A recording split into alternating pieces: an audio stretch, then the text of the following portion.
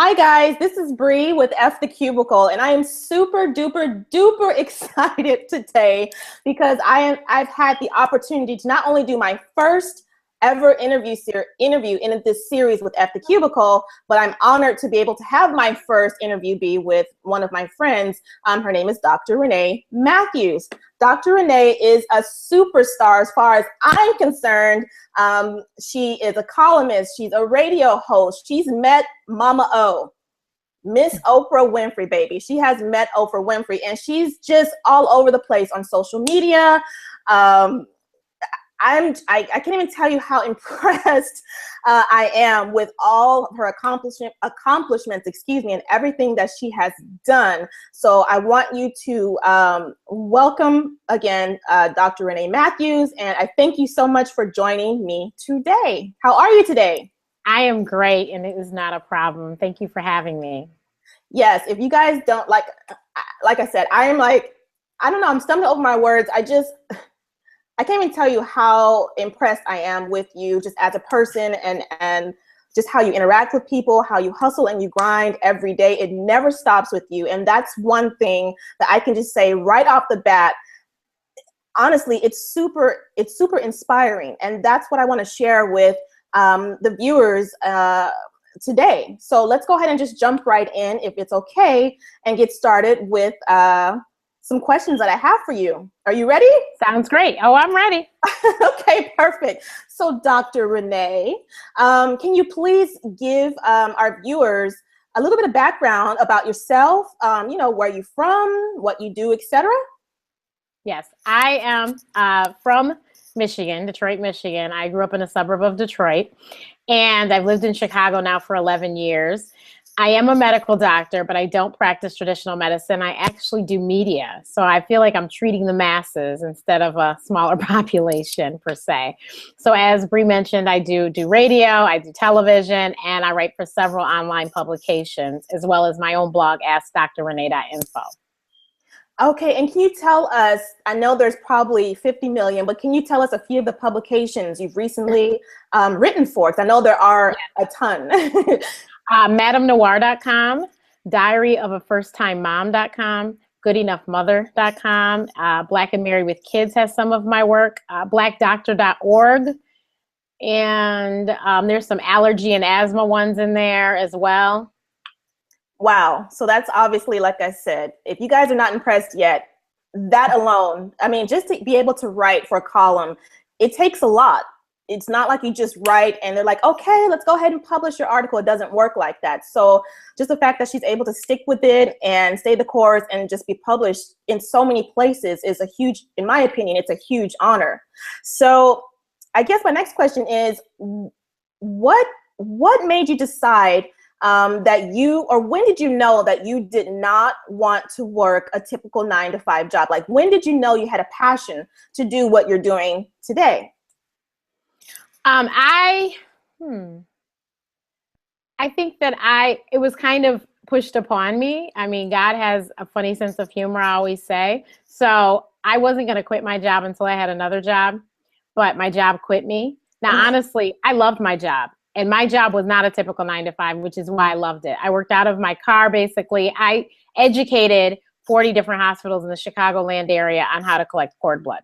So I drove around and lectured, and then I would spend very little time in the office, but I would go to the office from time to time. And then even work that I had to do as far as registering our cord blood units for transplant, I could do it at home on my couch with my computer, or they had also supplied me with a computer, but I could use mine or theirs. It didn't matter, but I could do it from home. So I didn't have a traditional 9-to-5. So I loved my job, and don't tell them, but I would have done it for free. So they had a whole bunch of, loss of income. And so they had to get rid of a lot of people, and they've gotten rid of a lot of people, even since I've been gone almost 2 years now. So they don't know, like I said, they don't know that, but I loved my job. It wasn't the traditional 9-to-5, because what I did was educate doctors and nurses. You do realize they're at the hospital 24 hours a day. I could go to work on Sunday night. I could go to work after I partied on Friday night. I worked whatever hours I needed to work to get the job done. I had to make sure that all shifts were covered. Right. So I was at the hospital at 2, 3 in the morning or at, 10 o'clock at night, so I didn't work the traditional 9 to 5. And before that, I was actually I did medical reviews for a malpractice firm, and that was a 9 to 5. And I did realize then that sitting at a desk all day was not for me. I always wanted to do health and get it out to the masses. From the first day that I saw Nancy Snyderman on the Good Morning America, now she is on the Today Show, but she used to be on Good Morning America when I was growing up, Dr. Nancy Snyderman, family practice doctor. And I knew that I wanted to do that. Right. But I didn't know how to do it. And my mother, of course, was like, well, you can't do that. You just have to be a doctor. And so she's like, that's not realistic. Being a mother, she's like, that's not realistic. You need to. And I said, okay, fine. I'll deliver babies because that's what I liked. OBGYN. Great. Well, as you know, malpractice and stuff, OBGYN is just not quite the same as it was. Okay. Plus, when I first got out of medical school, I met somebody who was like, let me introduce you to this person. So I had a radio show on a physician's channel, like right out the gate. Wow. So I was actually talking to physicians on my show, and my show's listeners were other physicians. So I was like, oh, well, if I can do this part, this is radio, well, then next is TV. I can do this, And this was on satellite when satellite was new. As a matter of fact, we were one channel from Oprah Winfrey.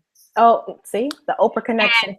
Right. So I was like, I can do this, And so my mother was like, okay, so, how do you, and so I just started figuring out myself how I could maneuver and do it. So when my job was eliminated and I knew that I worked for the only public bank in the state of Illinois, so unless I was going to move, I wasn't going to be able to get another job like that one. I said, well, maybe, and everyone's like, Renee, you need to work on what it is you're supposed to do, which is you're supposed to have a talk show so you can help as many people as possible. I love it. So I started my blog in 2008 because somebody had told me many years ago that I should have a talk show. And I said, well, what do I do? And they said, and this was somebody in LA, an executive in LA. And they were like, oh, well, you need to develop a following. So I said, okay. So I'd started the blog in 2008, but I really didn't write regularly. But once I didn't have a 9 to 5 to go to, so to speak, I said, okay, so I really kicked it into gear with writing on my blog. And I started tweeting from my Ask Dr. Renee Twitter ID. I have 3 Twitter IDs. One is for our company. We have an entertainment company, my sister and I. And then I have my Twitter ID that I started with, which is Dr. Renee, which is just me. And then Ask Dr. Renee, which is my brand. So I used to never tweet from it. And I want to say I had maybe 100 people following me back in 2013. No joke. And now I have 3,000 and something, I think. Wow. And then I had started the Facebook fan page. It might have had 50 likes. Well, I kicked that into gear. And now we have 2,300, 2,400, I think. Okay. So it just was like, okay, if I give it some attention, things will happen with it. I just had to give it some attention. So, that's how I did it. And then I liked it. I said, so after June 2013, I got the first blog I wrote for. And then by 2014, I ended up writing for like 4 more, and I was actually getting paid to do it. Wow. And then I did 3 national TV appearances, I think, last year. Yeah, 3 national TV appearances. So I was like, oh, this is kind of moving in the right direction. And then last weekend, I was on Cafe Mocha Radio, which is a syndicated radio show in several markets all over the country. And so I had text messages, Facebook posts, everything coming in. I heard you. So I was like, okay, well, I guess I'm where I'm supposed to be. That is like so much information. So did I mention, in case I didn't, did I mention that she's also like a superstar, rock star? Like, Renee can do it all. She probably if she hasn't, she will do it. If not, she's already done it. Like, if you were not impressed by the last couple of minutes of what she was saying, I don't know. But you mentioned something interesting that is kind of like not a sore spot, but it's one that I always like to kind of talk about in regards to your mother. You said that your mother told you, or your family told you, that, you need to stay the course. That's not what you had in mind, was not going to work for you, because she was just worried or concerned, and she just wanted what she thought was best for you. And I hear that so much about family, not necessarily in a bad way, but just not being supportive of what you want to do. How do you feel about that? My mom and dad are from a generation, and because I am a woman of a certain age, I can understand that. They are of a generation where if that's what you did, you went to school and you got an education and then you went to work. Right. And that's what you did. And if you did anything on the side, that was all, and gravy, but you did not quit your to go do it because to just didn't, that wasn't the way that they were raised. I think that, first of all, my mother was in healthcare. My mother's a priest now, but she was in healthcare. And I still to this day say she should have been a doctor. But that wasn't one of the options that was like pointed in her direction. And then she thought it would take too long. And so I was like, that's, but I to this day swear she should have been a doctor. But so she's far brighter than I. But I mean, she's my mom. I talk to her just about every day. I talk to my dad literally every day. And he, for a while kept saying, why am I not in hospitals? And finally I kept telling him, I go, if you would like to go work in a hospital, please go to school and do it. That's not where I would like to be. I said, I live a pretty calm and stress-free life because of the fact that I don't have to worry about, is this decision going to kill someone or ruin my livelihood? Because with OBGYN, that's a lot of the decisions that are going on, So, and that's why malpractice is so high. And that's why so many people are getting out of delivering babies. So I said, no, Dad, I'm really good with what I'm doing.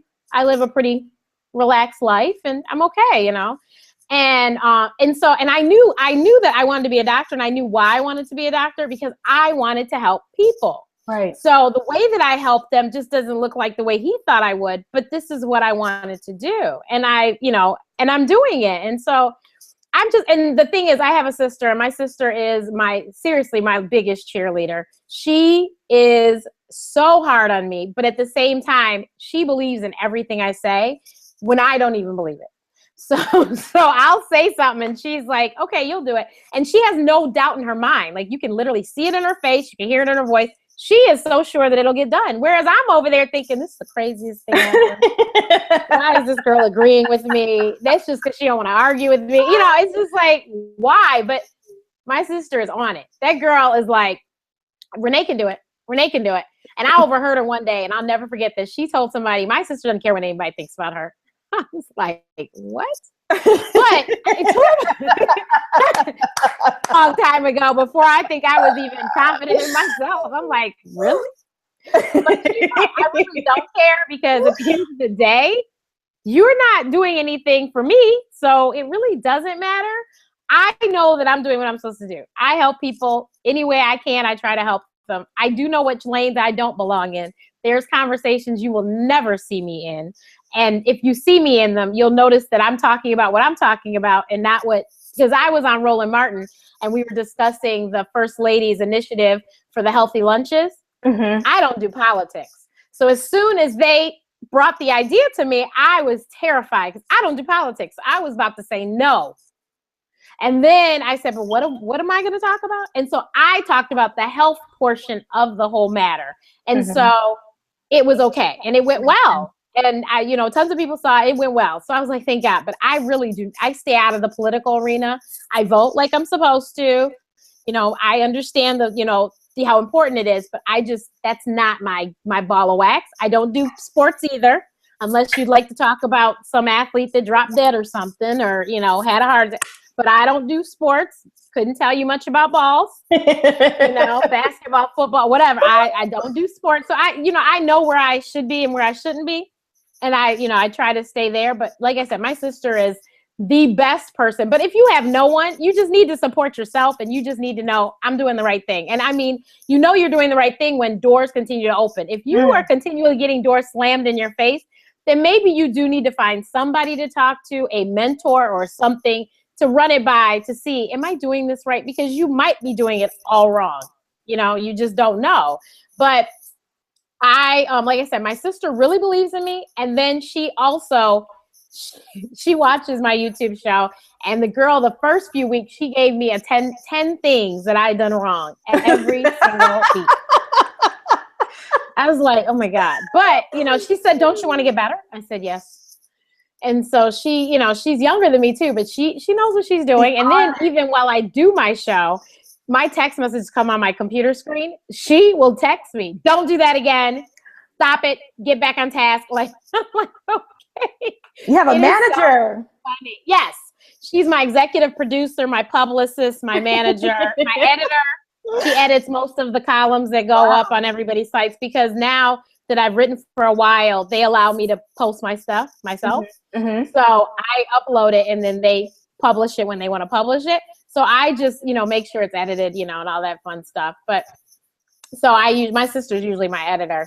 But yeah, I think it's great that I have her. And then I have a girlfriend too that has known me since 9th grade. And she also believes that I can do anything. She says I'm Oprah and she's Gail, but I really think I love that. But she literally believes in everything I do. And she's like, oh no, what do we have to do? What are we going to do? I'm going to do my first live event. She doesn't live in this state. She's like, I'll be there.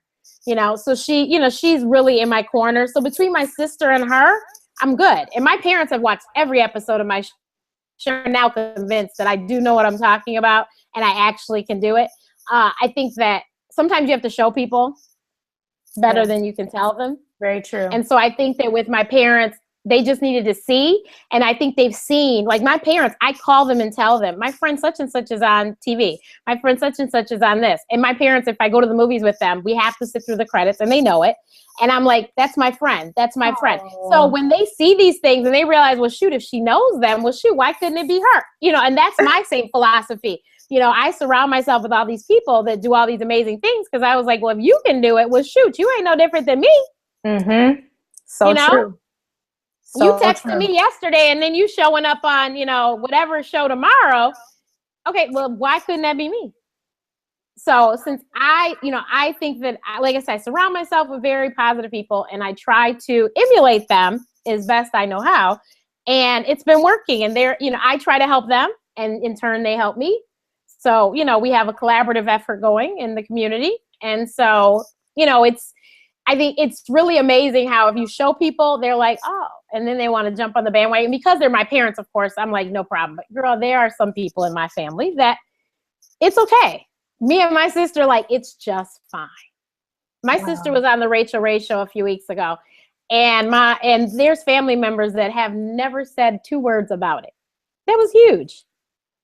It was huge. That's major. And for them not to say anything, like, first of all, it's totally out of my sister's personality to get on television, period. Mm-hmm. But for the fact that she cooked in front of a live audience for 45 minutes on television was way out of her personality. And they know that and didn't say a word. But I said, it's okay because my sister and I, we have goals and we're going to accomplish those goals because that's the way we work. And guess what? You won't be able to avoid the fact that we're out there because people are going to know we're related to you and they're going to say something to you. But it's okay. Don't call us though. Oh, you didn't call then. Please don't call now. We're good.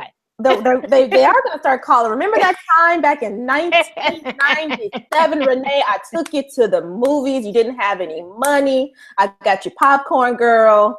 What can you do for me today? Because I supported you every step of the way. Am I right? Mm-hmm.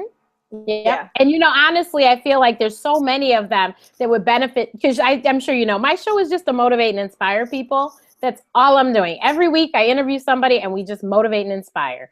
And we've had celebrities and we've had people that you didn't necessarily know who they were, but you knew their work. So I just don't understand. Like there's so many people in my family that I know need that extra push. Right. And they need to understand just because just because of your circumstances, there's no reason you can't do it. I've had at least 3 or 4 single mothers on my show. And I can name at least 2, maybe 2 of them that I know for sure are millionaires. Wow.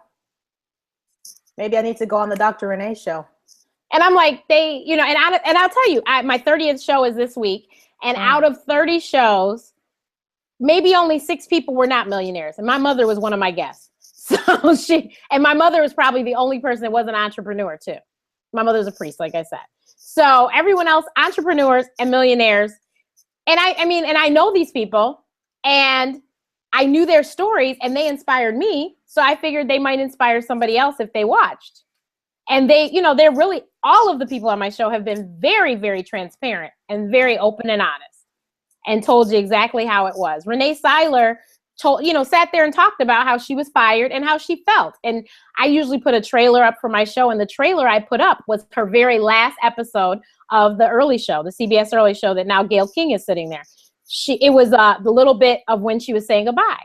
And she explained how, she was cracking jokes and smiling, but in all honesty, she was crying inside because she was fired. She didn't know what, was going to happen next. She was fired from her job. These people are very transparent and very honest how they got to where they were. And I'm listening, just like my viewers are. I'm listening for any parts that I didn't know of the story. I'm putting those bits in my head like, oh, you did that? Really? Just like Paul Carrick Brunson, he said when he started Mentor Monday, he was nervous nobody would show up. And I was in a state of shock that that's the way he felt, because that's the way I felt about my show. And I was like, you thought that? He's like, oh, Renee, I had a YouTube show. 2 people watched, my mother, and he didn't know who the other person was. And somehow the one person that watched actually showed it to Oprah, and that's how he ended up with his own show on OWN. Wow. So, yeah. So he goes, so Renee, don't worry about it. He was like, you get the right people to watch, and everything will happen. So don't worry about how many, just get the right people and it'll happen. I was like, okay.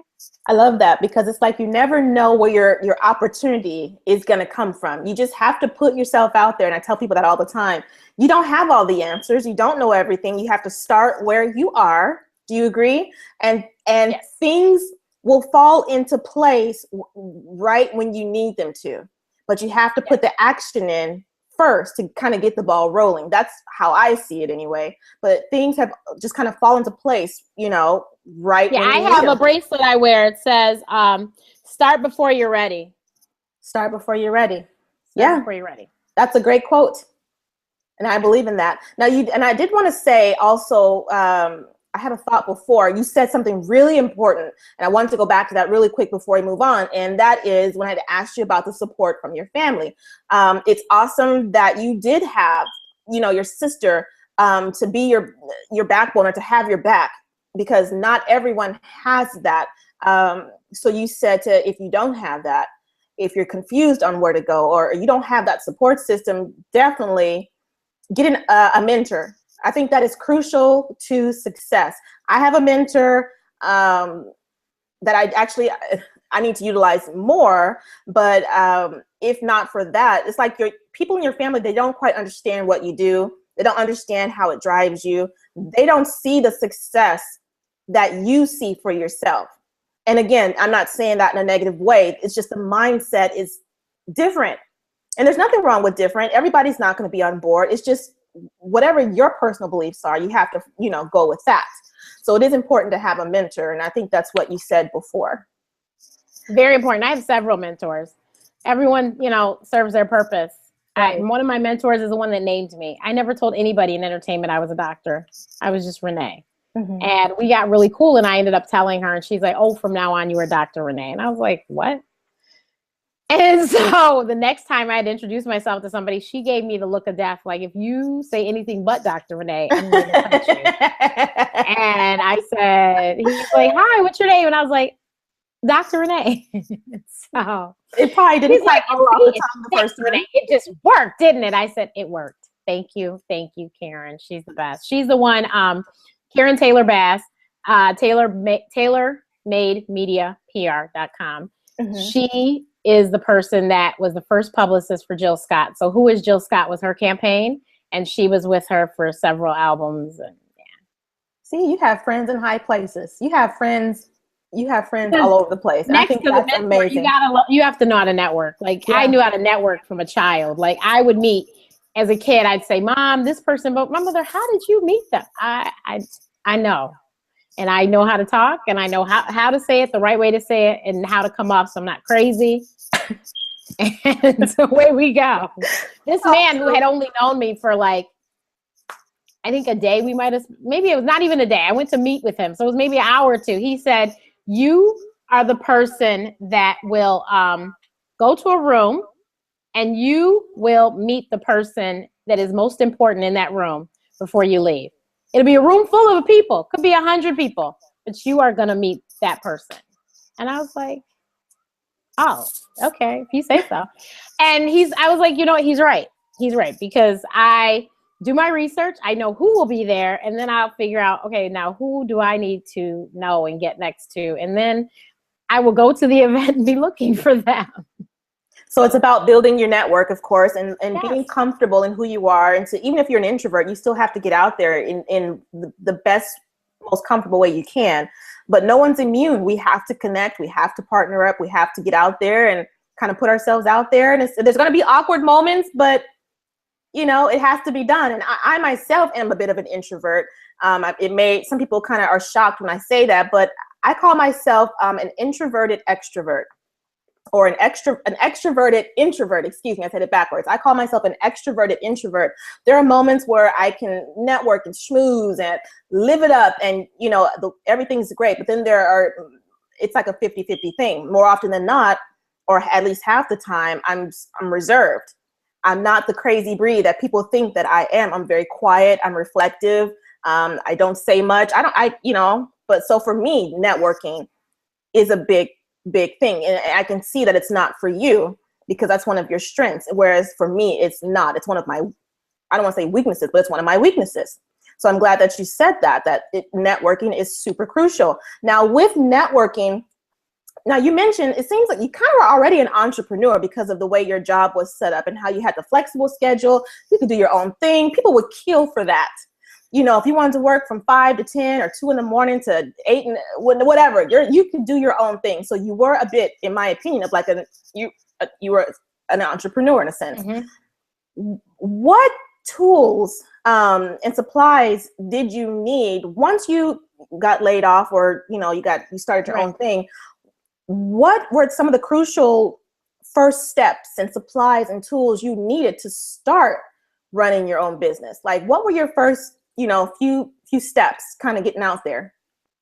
So we actually had started our entertainment company in 2005. So I worked I felt like 2 full-time jobs because I would leave my daytime and then I'd be up all night with entertainment folks.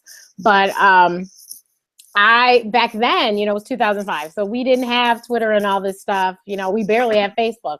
So I needed an email address and a website and a phone number. And that was it. We made cards, and my cousin did our logo because that was important. We needed to have a logo. He did our logo, and away we went. And, we had a presence. And my thing is, and I still am like this to this day, and you can call me whatever you like, but I think that when someone emails me from at whatever their company is, I pay attention to it more than if it's at Gmail or Yahoo or AOL or blah, blah, blah, which is just my little issue. Because I know friends that have very successful businesses that make a lot of money and they still use an AOL email address. So that's just, like I said, that's my personal thing. But so simple. I started out with a phone, an email, and a website. That was it. Wow. That was it. Nothing too special and spectacular. But I did want to say, though, I am an introvert when it comes to my personal life. Like, I can do anything. I can talk to anybody. I don't care how high or how low they are as far as my business. But as soon as you say to go talk to some guy in the room, no. Like, I will go to a party and I will be mute. That's me. That's me. There's nothing to say. You're just kind of taking in the room and what's going on. And that's, I get that. And people are like, why are you so quiet? And it's like, I'm sad or I'm mad. I'm just taking it all in. And sometimes it can be overwhelming to be in social situations, and people don't quite get that. Well, you want to be an entrepreneur, but you don't want to talk all the time. Those things don't mix. No, but like I said, business is different. Like, I can go to a networking event and work the room. But when you ask me to sit there and go speak to some potential date or something, no. It's not going to work. And I'm sorry, this is a little impromptu, but I am having a battery malfunction, which we kind of talked about before. So if you see me back here doing my thing, it's not that I'm ignoring you. I just want to make sure that we are still together and live and everything. So Let's see. So I know that you said you did not, you didn't quit your job, and now the lighting's going to change a little bit, guys. And I apologize. Give me one quick second.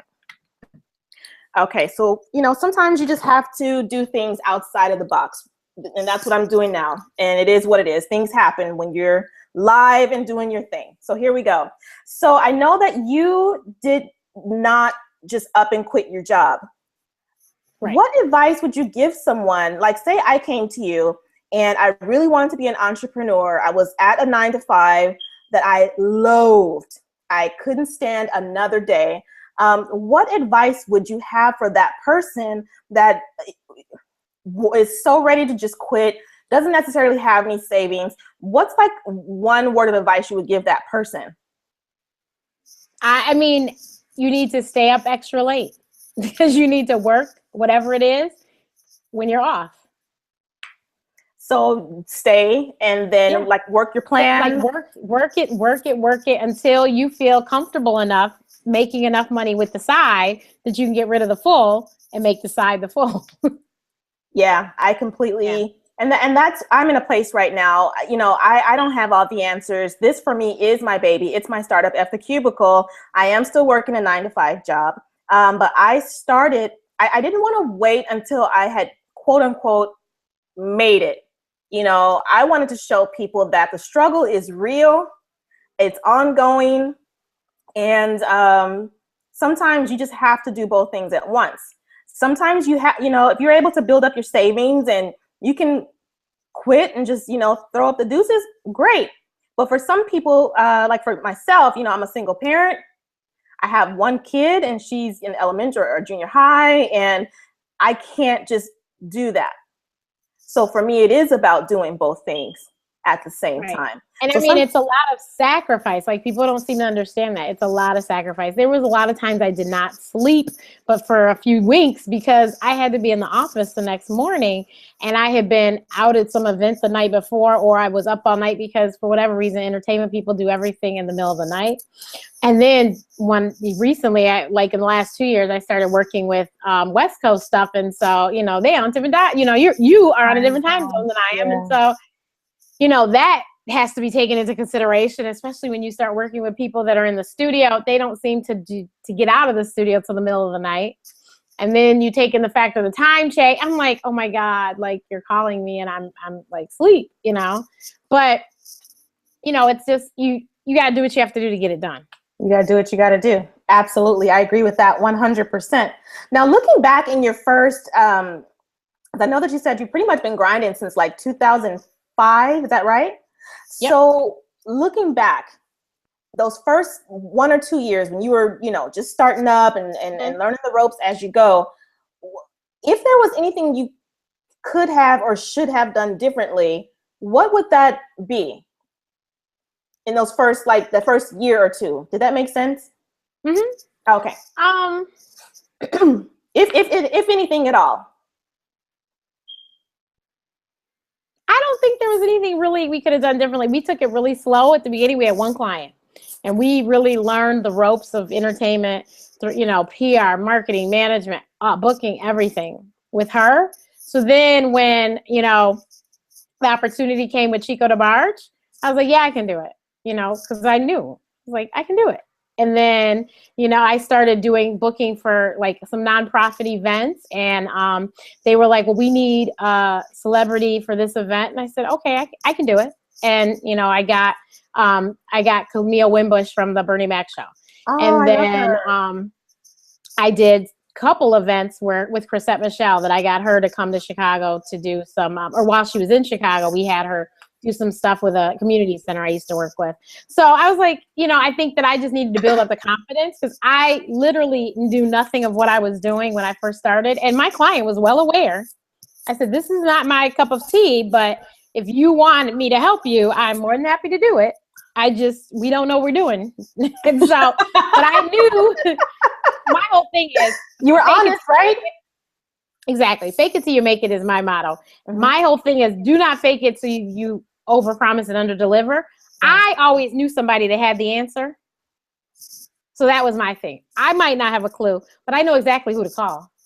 So when I first started, Umi, Mos Def's mom, she managed him from 9 years old. I figured, well, she knows what she's doing. And I had the opportunity. I met her. We used to talk every single day. Wow. I was like, Umi, what do I do? Because I had a rapper. I'm like, you know what to do. Tell me, what do I do? And so she, you know, guided me. I met Chrisette Michelle's mom early on too. And she was just starting too. So I was kind of helping her find people to help her too. And, but she had the major label thing that I didn't have with my client. So we kind of like, she would help me out. I would talk to her all the time. I used to talk to her, I think, once a week at least. And, it was just different people. I always knew who to call. That was my thing. I know who to call. Like, marketing is not my thing, but I know some awesome marketing people that I can call and say, how do you do this? How do you do that? Right. Before, like Facebook was early on, and I was on because I had a college email address, of course, like, the way Facebook was. Well, when they started letting high schoolers on, I told my client, you need to get on. And because she was a high schooler and she was a teenager, she didn't want to listen to me. And I was like, please believe me that I know what I'm talking about. Please do this. And she did. When Twitter came about, I had to twist her arm on that too. Right. She did. I haven't looked recently. We don't work with her anymore, but I think she has over 16,000 Twitter followers. I tried to tell her. I knew what I was talking about. Right. She won Wild Out Wednesday twice on BET. And that was the largest response that they've ever had as far as people voting and stuff. And she was trending on Twitter. That was because of me and my sister. Because we knew what we were doing. And I told you what to do. She sent out the tweets I needed her to send out before she went on. And me and my sister managed the rest while she was on. And she won. Because we were in the green room hammering on our phones and on our, computers like crazy women. But I think I always can figure out how to do something. And then I keep telling people, Google is my best friend. I ask Google the craziest questions, but Google always has an answer. And people call and ask me questions. And I said, I am more than happy to find the answer for you, but I will have to charge you for my time. But if you really would like to find the answer yourself, you could just ask Google. And they laugh. And I'm like, okay, well, I'll take your money. But I'm telling you, I'm about to just go and ask Google. That's nuts. Hey, well, make them coins if they don't want to do the work. And that's your expertise. Make it work, right? Right. Now, let's go back a little bit more. And I want you to think about this and tell me, what was the one, I guess, or has there, I'll rephrase that. Has there ever been an epic failure for you in this business? I want to hear about a failure and how you rebounded from it. And I also want to hear about a success that you've had. Failure. She's got to think, because Dr. Renee does not fail. You hear this? No, I think everything's been a lesson. Like what I thought was failure was actually, that was supposed to happen,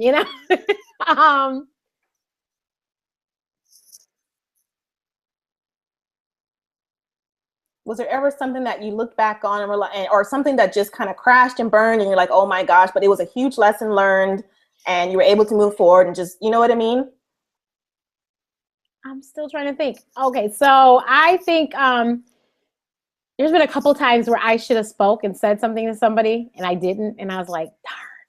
And then I said, well, I guess I'll meet them again, hopefully, and then I'll do it right this time. But I think there was a couple people that I was just like, shoot.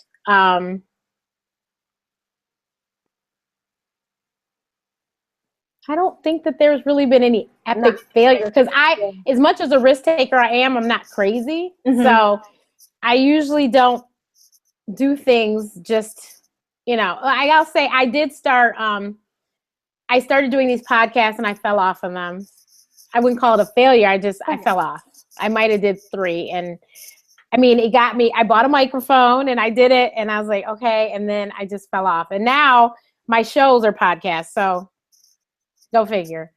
I got a Blog Talk Radio account, never used it. I don't think I really do anything and then just like, oh my God, that was just a mess. That's great. I've written for websites that had huge followings and I got no traffic from that. And I guess that's some kind of a failure. But so I'm like, were my articles bad? Like, why did I get no traffic at all? And I know these websites get like, 1 million hits a day. Wow. And why did anyone click on my site? So maybe that's a failure. Yeah. Now, what about a huge success that you've had? Like, tell me something that was just like one of your best successes and what you learned from that. One of my best successes was when Troop was on the BET Awards last year. I had emailed Stephen Hill relentlessly for months. And who is Stephen Hill? the head of programming for BET. Okay. And for months, and no response, no response, no response. So it finally came down to it that another publicist that works on the team with Troop, she got a call. She was able to connect with someone and they were on, and she went with them and everything. Well, I sent an email to Stephen Hill just thanking him because it was wonderful. They were part of the throwback moment. It was Troop, Silk, and Color Me Bad. And I just thanked him and was like, and all I said was thank you, I think. The email really didn't say nothing. He responded to that email and said, I just want you to know that you can tell whoever will listen that you are the reason that we had them in the throwback moment. Wow, that is a huge success. So I, of course, have that email. And I, of course, posted it on Facebook, and I was just so excited. So, you know, it was like I put the bug in his ear, and then, you know, like I said, there's Troop has more than one publicist. So there's another young lady that's just fabulous. She is in California too, and so she worked with them, and, you know, and got the logistics and rehearsal and all that. She did the hard legwork, and I had kind of put the bug in his ear that this, and I actually said Troop and Silk. I didn't say Color Me Bad, but I told him Troop and Silk need to be the throwback moment. And that's who ended up being the throwback moment. Wow. Wow, wow, wow. Look at you, girl. Look at you. Now, what does a typical day look like for you? Because I know, is it always, as an entrepreneur, hustle and bustle? Like, is that every day for you? Because I see you doing so much and you're here, there, and everywhere. But is that a typical day for you? My day, it starts when I get up, which could be at whatever time I get up. And then I'm usually on the computer like all day long, unless I have like events or things to go to, or meetings or anything. I'm usually sitting at the computer all day long. Okay. I volunteer a lot. I'm a Girl Scout leader, wow, as well as I'm active with my church. And then I also mentor with Chicago Scholars Foundation. It's a nonprofit that helps high schoolers to get into college and stay there, basically. So we start working with them about the last 2 weeks of their junior year. And then we help them with the whole application process and the whole transitioning to get into school and stuff. So I've been doing that for 5 years now. So I just met my scholars on last Saturday. But now I'll start having workshops with them very regularly. And of course, they'll start blowing up my phone too, and, you know, and emails and stuff. So you know, that stuff keeps me pretty busy. And then, of course, I live here in Chicago by myself. My family, my parents are in Michigan, my sister's in Georgia. So I travel to make sure I see my people, and then I travel to whatever I have to get to. So there's some possibilities of some engagements for Dr. Renee to speak on this month. So I might be traveling this month for that. I'm trying to visit my sister this month, and then we'll be at New Orleans for the Essence Festival, and hopefully Dr. Renee will be speaking. But if not, you see me all up and through, and my sister's my cameraman, and we are going to shoot footage and put it on my channel, and of course on her channel as well, Foodie Engineer. So yeah, so basically I usually am sitting here at the computer all day, but as my mother lovely likes to remind me, that I can work from anywhere. Right. So if I need to go home to Michigan, I can work from there. My sister, I can work at her house. You know, I can work wherever I'm at. So, and I love that. My show, I've shot it at my parents' house, and I shot it at a friend's house in Atlanta because I was out of town, and that's where I was at the time. So we had to shoot the show. And at the end of the month, I'll probably be somewhere, and I'll have to shoot the show from wherever I'm at that point. So, yeah. Well, I love that. I love the fact that you can just pick up and go. You're not tied down. Like, if you're working a 9 to 5, you can't do that because you're asking for permission, basically, to live your life. You're asking permission for, at least in my experience, you're asking for permission to take days off. You're asking for permission for vacation days. You're asking for permission for everything, you know, how to do your job, where they tell you where you can work your job. You know, everything is outlined. And that's typically how a business is. But that's one thing that definitely drew me to becoming an entrepreneur is freedom. Like Mel Gibson said, I forget the name, what was that, Braveheart? I think that was Braveheart. Yeah. Just like freedom, you know, that is what drives me. I want to know, Dr. Renee, what drives you? Like what keeps you focused and motivated as you do your thing? My biggest why, and I talk about on Facebook all the time, is my little sister. she is a very hardworking engineer, but she wants to be a chef so badly, which is why she was on the Rachel Ray Show cooking. So I am motivated by, at what time was that? So the girl's 35. So at 30 years old, right before her 30th birthday, she told me that I need to make it because she would like to retire by her 30th birthday. And I was like, Alicia, that's a lot of pressure. She said, you said you work well under pressure, so I'm not worried about it. So she is my biggest why, because I have to make it so that she can quit, which is fine. I have no problem with that. And then also, I really do like helping people. One of my friends told me a long time ago, her prayer every day is that she can help one person a day. And I was like, oh my gosh, I would love that. If I could just be a blessing to one human being a day, then my day is made. So I'm excited when I wake up because I make my intentions known. I say my new thing is that I've revisited the prayer of Jabez because we just saw Bruce Wilkinson at the Dream Project in Atlanta. And so I just read the book, and I've been praying the prayer every day. Lord, I ask that you bless me indeed, enlarge my territory, keep your hand with me, keep evil away from me so I do not cause pain. So I say that every day. And I did a creative visualization for a seminar. It was a phone teleseminar with Lisa Nichols from The Secret. And I love her, by the way. Right, me too. And I met her. Amazing. You're supposed to look at a white surface, just a blank spot on the wall, the ceiling somewhere, with your eyes open, and look at it and see the movie of your life. And it could be today, tomorrow, 5 years from now, 10 years from now. And what you see is what's going to happen. So you just have to keep seeing it. So I try to do that every morning, as well as just meditate and just sit still in the morning. Because I just want to help people. And so if I can just help that one person, so I just need to figure out, okay, so today, this is what we're going to do. And then along the way, hopefully I've changed somebody in some kind of way. If maybe it was something they read that I wrote, or they heard me on something. Like I talked about depression on Cafe Mocha Radio, and I had people text me and say, I hadn't thought about it, but I think I might be depressed. Well, I'm glad that you thought about it now, and let's do something about it, Right. So that's my biggest thing, is that I know that if the world doesn't have me, there are some people that are not going to get help, because people ask me the most randomest stuff, and they have no problem asking me. They will send me messages on Twitter, on Facebook, send me pictures of stuff. I'm like, oh my goodness. But I will, if I don't have the answer, I will get the answer for you. So that's why my website's AskDrRenee.info. I have information on a whole varied amount of subjects. You just need to ask. And like I said, if I don't know the answer, I can find the answer. So right. I think that's really my big thing, is that I know that I'm something, and then I'm excited because every day something happens and we get closer and closer and closer and closer to that big yes. So, even today, like one of the people that was emailing me today, I'm just like, still like, was she really emailing me? Like, she knows me? Wow. Like that's major. She was emailing me. Right. And, and so it's just really like, I have to pinch myself. It just like, on my show, I'm going to have D Nice on Sunday.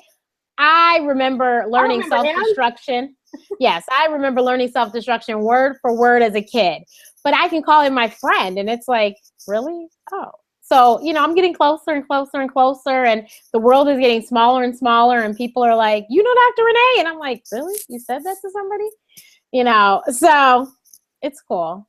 Well, I am definitely honored to say, or to be able to say that I know Dr. Renee. I think that's awesome. You're just an incredible, light and force in the world. And I think you don't meet many people, or I should say, you don't necessarily open yourself up all the time to meet people that are like that.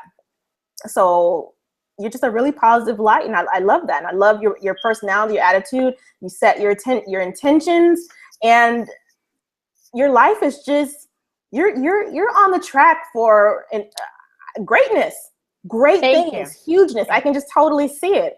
Like, I'm looking at my blank wall, and whereas your blank wall, you see this amazing life. I need to start doing that blank wall exercise and doing that, because that's phenomenal. What'd you say, Renee? Creative visualization.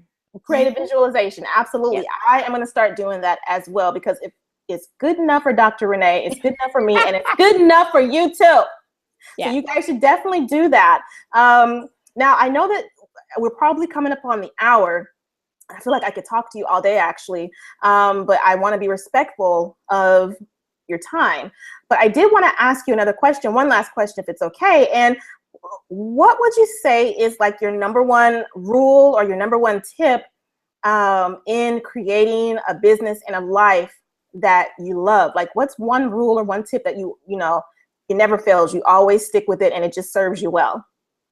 Treat everyone the exact same way that you would like to be treated. Wow. I live by the golden rule. Because I've treated everybody the exact same way, I am never afraid to call somebody and ask for something, because I know that I treated them well. And so I don't expect that they wouldn't treat me well, because I know that I extended, I was nice to them. So I have no thought in my mind that they wouldn't be nice to me. I was telling my mentor, when I send out my little interview request, I really don't give the people an out. I never say, and mind you, in my past life, when I would send anything, I would say, I can completely understand if you can't do this. I don't say that. I say, this is when the show is. We would like to have you on the show. If this date works for you, blah, blah, blah, blah, blah. Like, I don't say that they're not going to do it. My only thought is the date might not work. Right. And so with that philosophy, I've really not had anyone turn me down, because I have the philosophy that they're going to say yes. And plus, like I said, I treat everyone the same. So I am nice to everybody. I was best friends with the valet people at the hospital because I was at the hospital all the time. Now, somebody else, especially a doctor, might not pay attention to the valet people, may not know their name. I knew their names. They knew mine. They looked out for me. I looked out for them. So I really am nice to everyone. You know, even as simple as when I first moved into my apartment, I was nice to the maintenance men. Mm-hmm. Girl, who knew I would have a fire? The maintenance men came, and did they tell me to sit in the hallway while they cleaned my entire kitchen? Wow. So for me to, and that was years ago, but I have always been this way. I treat everybody the same. If you treat everyone nicely, you just be amazed the doors that will keep opening if you treat everyone nicely. But best believe I have the best memory, so I will remember how you treated me. Oof. But I will still treat you very well, but I can't really do much for you to help you, because I will remember that. But no one outside looking in would ever know that you did me wrong, because I'm going to treat you just as pleasant as can be, because that's just the way I am. There's no reason for me to embarrass you in public. There's no reason for me to get loud with you. You know, I have people that have stabbed me in the back, but then they saw me at an event, they hugging and kissing me. And then, we get in the car to leave, and I tell my friend, that was such and such. They said, no, it wasn't. I said, yeah, it was. They said, but you were so nice. I said, because I treat everybody the same way. I said, there was no need for me to make a scene. They knew what they did. Mm-hmm. No need for me to make a scene. But if you treat everyone the exact same way, I'm telling you, you can go really far in business, because business at the end of the day is about relationships. And especially in entertainment, it is about who you know. Yeah, it's good I have an MD, but it's about who you know. Mm-hmm. And so because of who I knew, I was able to get the email address of the right person to send this to, and then they to put me on this platform. You know what I mean? Right. But that was because I was nice to this person. They didn't mind giving me that information, and then I did it. So it helped that obviously it opened the door that I was a doctor and they needed a doctor. But because I treated somebody nicely, they did a favor for me. Excellent. And so it's really important it's like I said, especially in entertainment, but really in any business. If you ask any millionaire, gazillionaire, relationships are so, so, so important. You really need to watch how you treat people. And I mean, that's your staff, that's your husband, your wife, your kids. People are always watching, and they will know, and they'll say, I don't think we should work with that person. Something about, was not right. So I'm really cognizant of that. And so because of that, I just, like I said, I try to treat everyone the same. So then I don't have to worry when I walk into a room, or when I fly here, or when I go there to this event. I don't worry. Right. Yeah.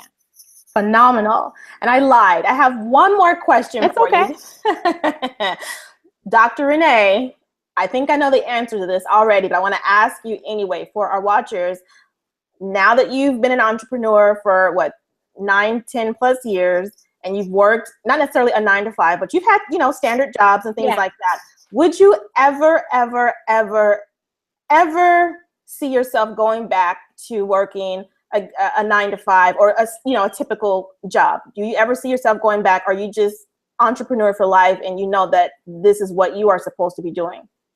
I would never go back. This is what I'm supposed to be doing. I'm supposed to start running my own empire. And so this is where it starts. I love that. Running your own empire. That's what we need to be focusing on, ladies and gentlemen, is running your own empire. It can be done. Dr. Renee is living proof.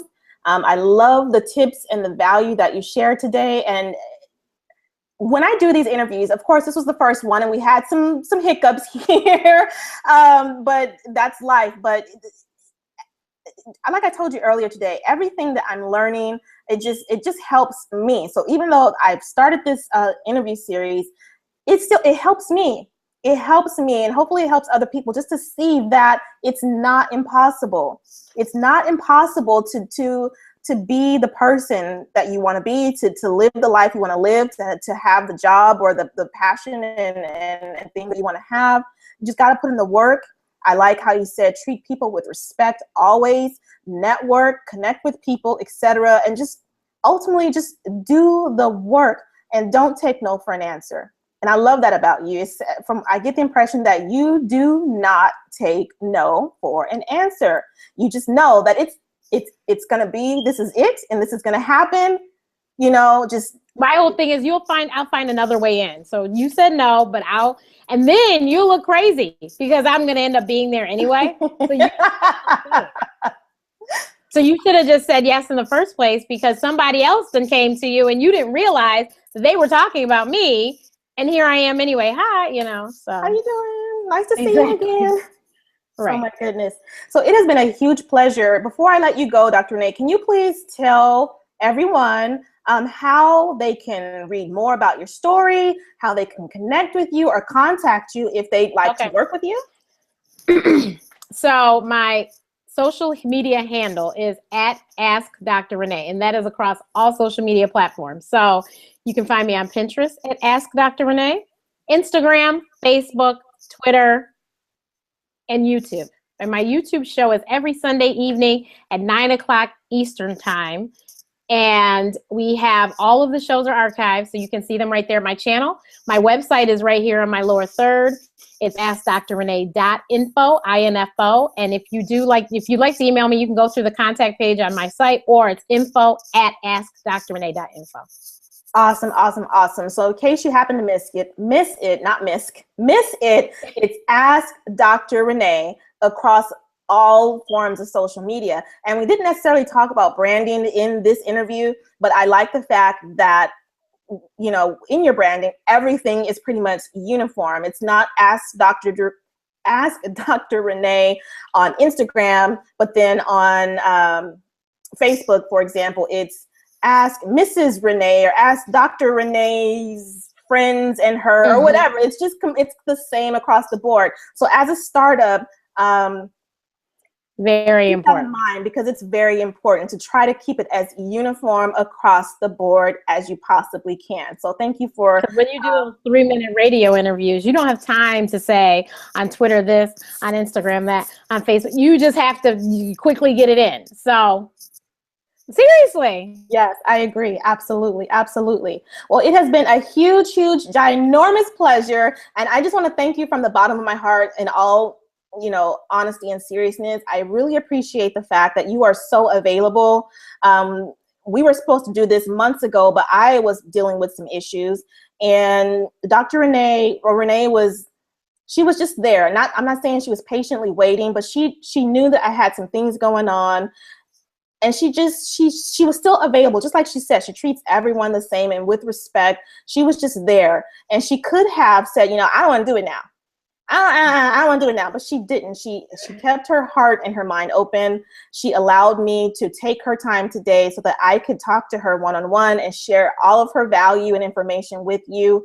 And so for that, Renee, I honestly, I just have nothing but respect and appreciation for who you are and who you are as a person and what you do in your hustle and in your grind. So I thank you so much for taking time to speak with me today. I can't tell you how much I greatly appreciate that. I appreciate you. So thank you. You're welcome. It's not a problem. And I was very honored that you asked me. So, and especially to be the first. Yes, the first. And with all the hiccups and everything else that happened, from laptop malfunctions to trying to figure out the Google Hangout on air and getting that all squared away, she was nothing but professional and just helpful and just helped me get it all dialed in. And she's just awesome, you guys. If I can't say one other thing about Renee, the biggest takeaway is she's awesome and she makes being an entrepreneur look fabulous. So with that said, I'm just being honest. I love you. So with that said, I want to thank you again for your time. And if anything major happens down the line, or you want to come back once it's really dialed in for this interview series, I would love to have you back. No questions asked. Absolutely. If you ever have important updates or want to come back, you just let me know. You're always welcome to come here anytime. Thank you. I appreciate that. My pleasure. So we're going to go ahead and sign off. And as always, see, Miss Renee had her lower thirds working, baby, but I don't, because I'm still trying to get my Google together. But in case you did not know, again, my name is Bree with F the Cubicle, and you can reach me at fthecubicle.com. That is all for today. Thank you so much for hanging out with us in my very first Google Hangout on air. And I really appreciate you taking the time to join us today. Have a good one. Thank you so much. Bye, guys.